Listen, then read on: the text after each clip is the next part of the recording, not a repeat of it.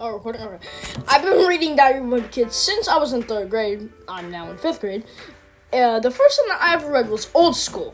In fact, I have a whole collection of books that I currently own now. It's not like I have every book. It's not the biggest collection of all time, but I'm still proud. And when I heard that they were making an animated reboot of the book, I was pumped. And I know that I'm a video game critic, but I do want to do a movie review for once. So here's my review on the animated reboot of Diary of a Wimpy Kid. Chapter 1, Animation. Animation is by far the most important part about, well, animated movies and TV shows and series. If your animation looks like this, or this, or this, or hey, maybe even this, nobody's gonna watch a movie or TV show or whatever, or your film in general, because the animation sucks, and the animation is important. And taking a 2D black and white book series that doesn't even draw a full circle for characters' heads is definitely a hard task to make a transition into 3D with. And quite frankly, I'm actually surprised that they managed to pull it off this well. I see a lot of people pissing on the animation as if it wasn't good. I get what they're saying concerning what we got at the older very short clip of what the movie would supposedly look like is almost nothing like what we got concerning the actual movie is complete 3D compared to the other clips that focuses more on 2D like the Peanuts movie from the older clip. And compared to the older 2D books, the characters in 3D look kind of weird if I'm being honest, simply just because the 3D animation sometimes is placed at certain angles that the characters were never supposed to be seen at, which makes it look kind of awkward. But I didn't find it to be too noticeable if you're just watching it regularly for the first time. But what do I think about the animation? It's actually really good. Sure, all the flawed elements about it can kind of get in the way of your opinion on it, but I personally think it's really good. Chapter 2, Voice Acting. I feel that the public generally has mixed opinions around this topic. Some would say that it's pretty good, but then on the other hand, some would say that it's pretty bad. I personally think that the actors for Greg, Frank, and Susan, aka Greg's parents, did the best job representing what the fans would most likely want. Which is honestly just a pretty much direct copy of the live-action movies actors, if I'm being real. But then you've got some odd actors like Chirag, for example. In live-action movies, it was very clearly stated that Chirag is Indian, and I think that Karan Brar did a phenomenal job voicing for him. But then we've got this guy who just sounds like some, I don't know, American kid with a scratchy voice. Greg Heffley has the cheese touch.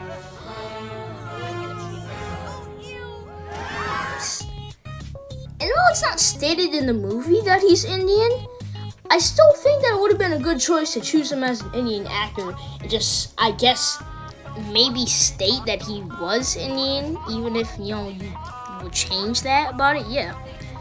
And I still think it would have been a good choice to choose an Indian. But whatever, because I don't think that this actor is in the slightest bad. It's just a bit odd considering we're used to him being Indian in his live-action adaptation of the character, which is, well, most people are familiar with, of course. Probably just gets the same treatment in this movie, except that his voice actor made a lot of sense and isn't really bad.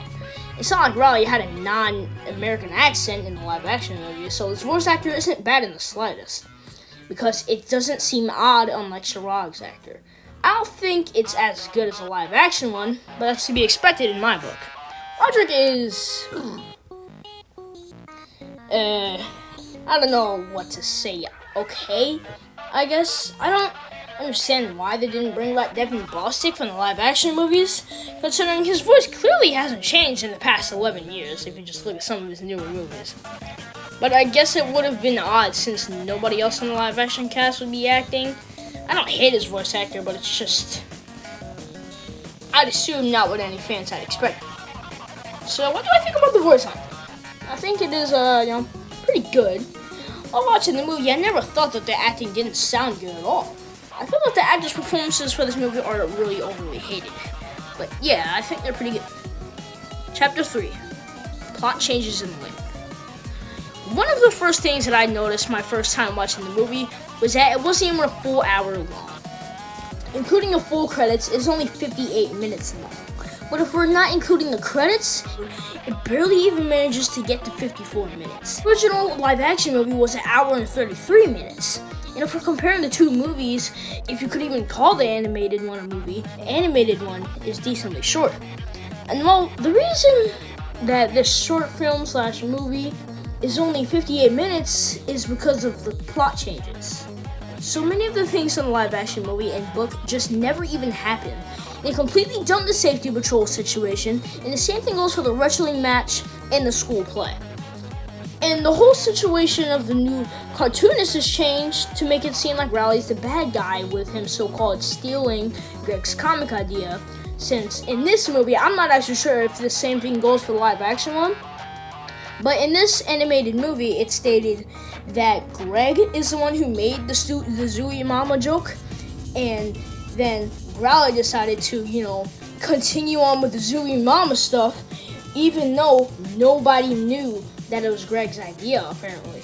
So then Greg got all mad about it. Another change is that Greg gets punched in the face by a bully after he gets all pissed about Riley stealing his idea for the comic. I'm not really a big fan of most of the changes, but there is one change that I think was better. You remember that scene with Greg and Fredley running around in Fredley's house? Yeah, I think this scene is made a little bit better. Just a little bit.